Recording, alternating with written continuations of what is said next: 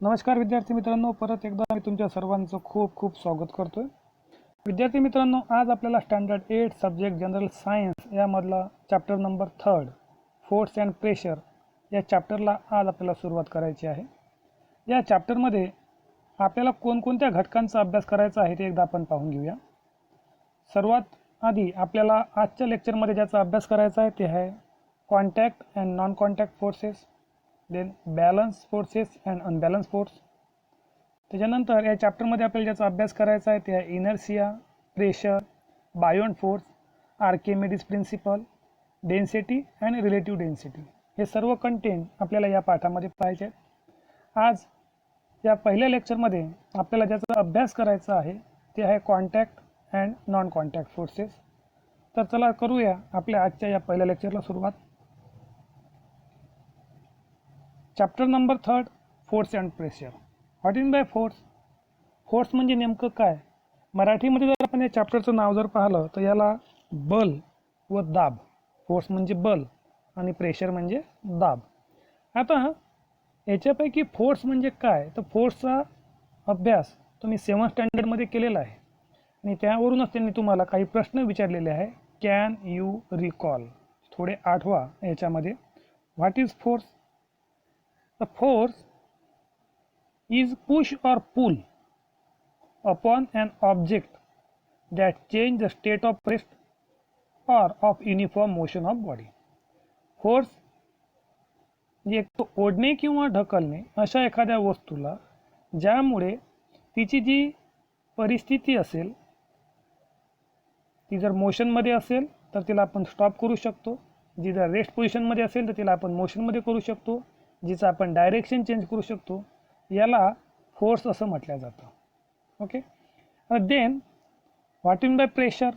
आधी आपण इथं चॅप्टरचं नाव जे आहे ते एकदा क्लिअर करून घेऊया. Pressure means what?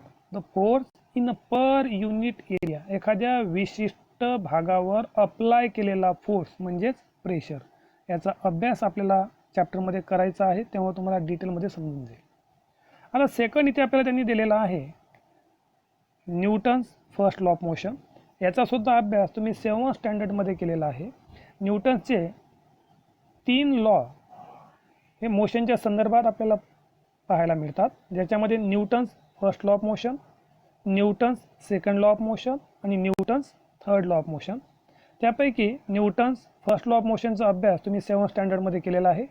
त्यालाच एकदा आपण रिमाइंड करूया. A stationary object on which no force is acting remain stationary. An object in motion continue to move with the same speed and direction when no force is acting on the body, and this is Newton's first law of motion.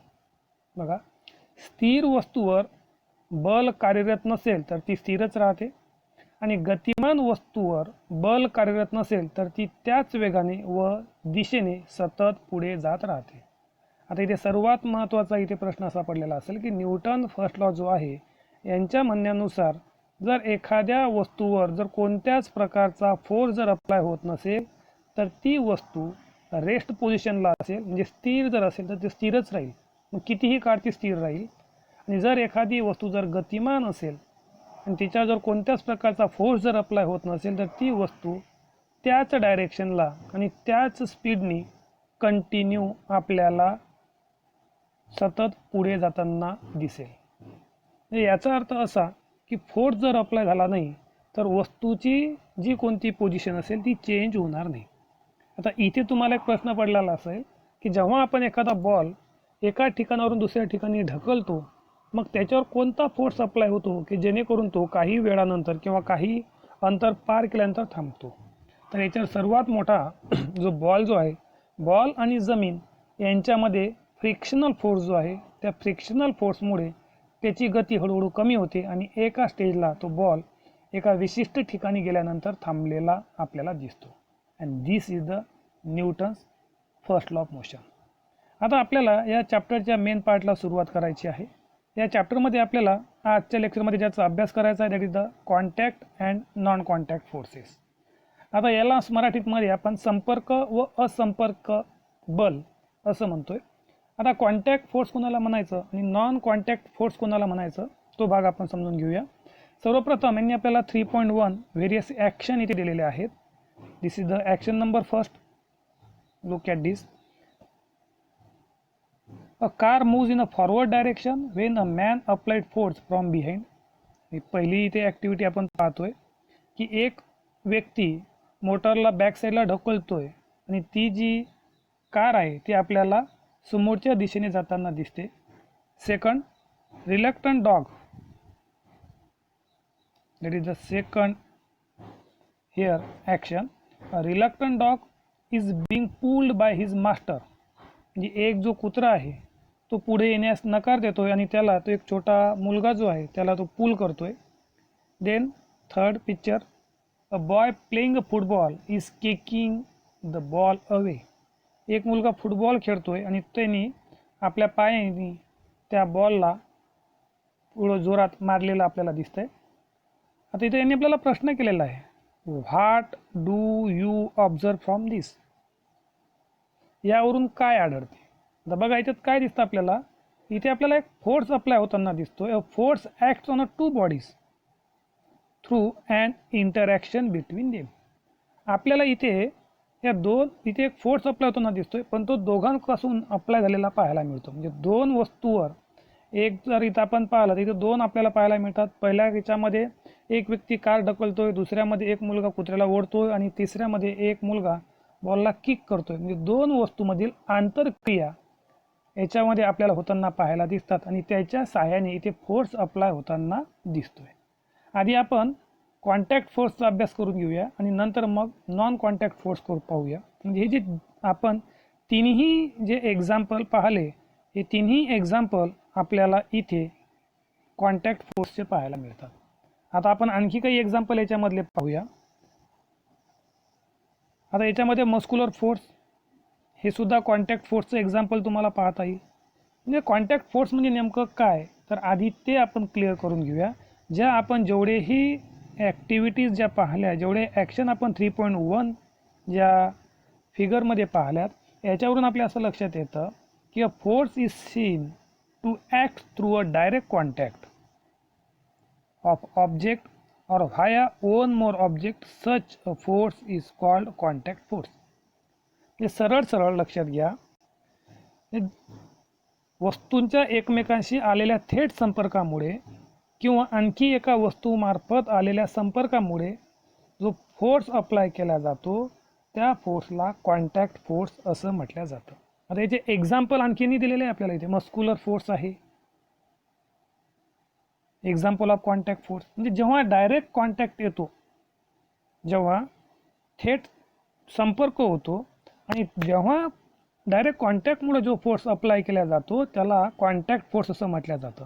आता इथे muscular force जो आहे याच्यामध्ये बऱ्याचशा गोष्टी तुम्ही lifting आहे, pushing आहे, पुलिंग आहे. म्हणजे याच्यामध्ये आपण जर पाहिलं तर एखादी वस्तू आपण उचलत असेल तर बल अप्लाय केला जातो. एखादी वस्तू आपण ढकलतोय तिथे सुद्धा फोर्स अप्लाय होतो. ओढतोय म्हणजे फोर्स अप्लाय होतोय.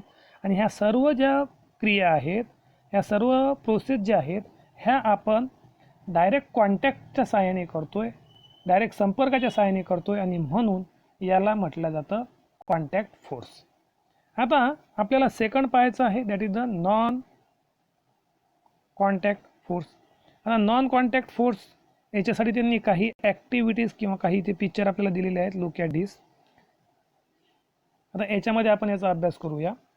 आता सर्वप्रथम इथे जर आपण पाहिलं, a coconut is falling from the coconut tree.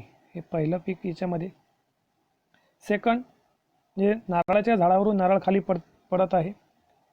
आता इथे कोणता फोर्स अप्लाय होतो हे आपल्याला माहिती आहे. ग्रॅव्हिटेशनल फोर्स इथे अप्लाय होताना दिसतो की त्याच्यामुळे जे नारळ जे आहे ते आपल्या जमिनीकडे ओढलं जातं आहे.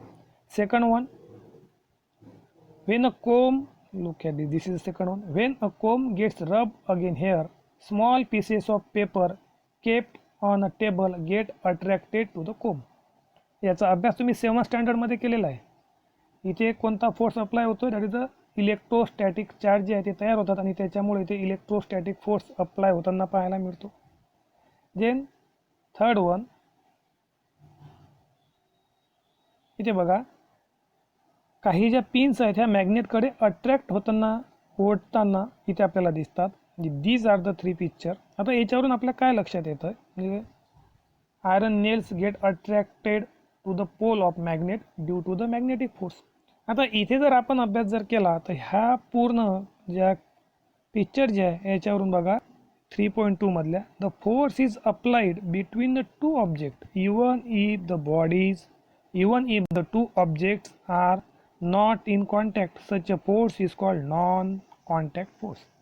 इथे सुद्धा काय होतंय की फोर्स अप्लाय होतोय, दोन वस्तूमध्ये डायरेक्ट कॉन्टॅक्ट नाही आहे तरीसुद्धा त्यांच्यामध्ये फोर्स अप्लाय होताना पाहायला मिळतो, आणि अशा वेळेस जो फोर्स असतो त्याला नॉन कॉन्टॅक्ट फोर्स असं म्हटलं जातं. जिथे डायरेक्ट कॉन्टॅक्ट येत नाही, डायरेक्ट संपर्क होत नाही, आणि म्हणून त्याला असंपर्क बल असं म्हटलं जातं. And this is the examples of non contact forces. आता इथं आणखी काही त्यांनी एक्झाम्पल दिलेले आहेत. Look at this. Gravitational force आहे, इलेक्ट्रोस्टॅटिक फोर्स आहे. हे सुद्धा आपण आता याच्यात या एक्झाम्पल जे घेतले त्याच्यामध्ये आपण पाहिलेले आहेत. And this is the in case of contact and non contact force. आता इथे त्यांनी आपल्याला एक पॅरेग्राफ दिलेला आहे. Look at this. When a ball is kept on a table and pushed a little. इथं पूर्ण हा पॅरेग्राफ मी वाचतोय, लक्ष द्या त्याच्यावर. It moves ahead and get slow and stop. A car running on a plane road travel some distance and stop after the engine is switch off. This is because of the force of friction between the ground surface and the object in motion. तर बघा याच्यामध्ये काय आपल्याला दिलेले आहे की एखाद्या बॉलला आपण पुश केल्यानंतर तो काही अंतरावर गेल्यानंतर थांबतो, किंवा एखादी कार जी आहे ती मोशनमध्ये आणि लगेच आपण जर त्याला स्विच ऑफ केलं तर काही अंतर पार केल्यानंतर ती कार थांबते. आता असं काय होतं, in the absence of frictional force the object would have remain in motion. म्हणजे इथे सर्वात महत्त्वाचं तिथे फ्रिक्शनल फोर्स होतो, आणि फ्रिक्शनल फोर्समुळे ती कार आपल्याला थांबलेली दिसते, किंवा तो बॉल जो आहे तो स्टॉप झालेला आपल्याला पाहायला मिळतो. आता frictional force is a very useful in daily life. While walking we push the ground behind with our feet. In the absence of friction we will slip and will not be able to walk. All the objects in motion have a frictional force acting on them, which is acting in the direction opposite to the direction of motion. So look at this most important factor. म्हणजे आपल्या जीवनामध्ये जे daily लाईफमध्ये frictional force, ज्याला आपण मराठीमध्ये घर्षण बल म्हणतो, it is the most important. जर फ्रिक्शनल फोर्स जर नसता तर आपण जमिनीवर चालू शकलो नसतो. आपला पाय आणि जमीन याच्यामध्ये फ्रिक्शनल फोर्स अप्लाय होतो, आणि त्याच्यामुळं आपण जमिनीवर चालू शकतो. म्हणजे एक प्रकारे आपण जमीन मागे लोटत समोरच्या डायरेक्शनला जात असतो. म्हणजे it is the most important. Frictional force जर नसला तर ते टायर जे आहे तर टायर आणि रोड याच्यामध्ये फ्रिक्शनल फोर्स जर कमी झाला तर ते टायर जागच्या जागी गोल फिरतील, गाडी समोर जाणार नाही. बऱ्याचदा पहा तुम्ही एखाद्यामध्ये जर मड जमा झालेला असेल, चिखल असेल, आणि चिखलामध्ये जर गाडी जर असेल तर ते चाक जागच्या जागी गोल फिरतं. त्याला काय असतं, तिथं फ्रिक्शनल फोर्स जो आहे तो एकदम कमी झालेला असतो, आणि त्याच्यामुळे ते चाक जागच्या जागी गोलाकार फिरताना आपल्याला पाहायला मिळतं. म्हणजेच frictional force is the most important in our daily life. Then look at this.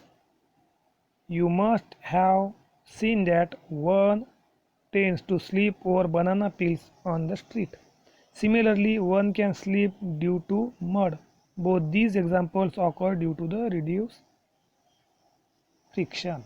हे जे आहे आपण मी तुम्हाला आधी सांगितलेलं आहे, जर फ्रिक्शन जर नसेल तर आपण व्यवस्थित चालूसुद्धा शकणार नाही, आपण स्लीप होऊ शकतो.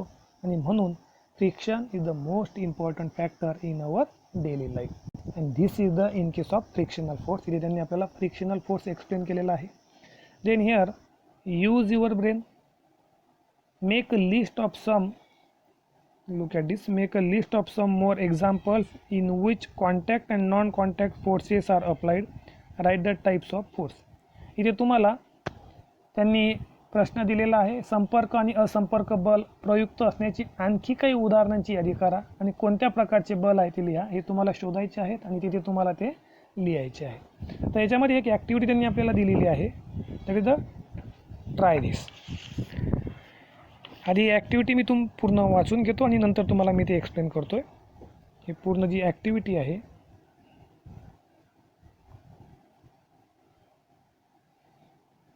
Okay. Take 2 plastic bottles with a rectangular shape. Close their opening by fitting the lid tightly. Keep 2 small bar magnets on them and fix them neatly using sticking tape. आता सर्वात प्रथम पहिले जे 3 वाक्य त्याचं तुम्हाला एक्सप्लेन करतो. त्यांनी एक आपल्याला 2 बॉटल घ्यायला सांगितलेले आहेत आणि त्या बॉटलचे जे झाकण जे आहे ते पूर्ण टाईट करायचे आहेत, फिट लावायचे आहेत आणि त्याच्यावर आपल्याला मॅग्नेट जे आहे, बार मॅग्नेट आपल्या टेपच्या सहाय्याने, डिस्को टेप ज्याला आपण म्हणतो त्याच्या सहाय्याने ते आपल्याला पूर्ण फिट करायचे आहेत. Then fill a big plastic tray with water and leave the 2 bottles floating with a magnet at the top. Take 1 bottle near the other. If the north pole of the magnet is near the south pole of the magnet, the bottle will head towards each other because unlike poles attract each other. Observe what will happen when the direction of the bottle are changed. We can observe change in the motion of the bottle without any direct contact. This means that there exists a non-contact force between the two magnets. त्यांनी एक activity आपल्याला दिलेली आहे की 2 bottle घ्या, त्याचे झाकण जे आहे ते पूर्ण टाईट करा, त्याच्यावर 2 मॅग्नेट व्यवस्थित फिट करा आणि 2 मॅग्नेट त्याच्यावर फिट केल्यानंतर त्या दोन्ही बॉटल एका मोठ्या ट्रेमध्ये पाणी घ्या आणि त्याच्यामध्ये त्या सोडा. काय होतं, जेव्हा आता याचा अभ्यास तुम्ही मॅग्नेटच्या ज्या प्रॉपर्टीज आहे याचासुद्धा अभ्यास तुम्ही 7th स्टँडर्डमध्ये केलेला आहे.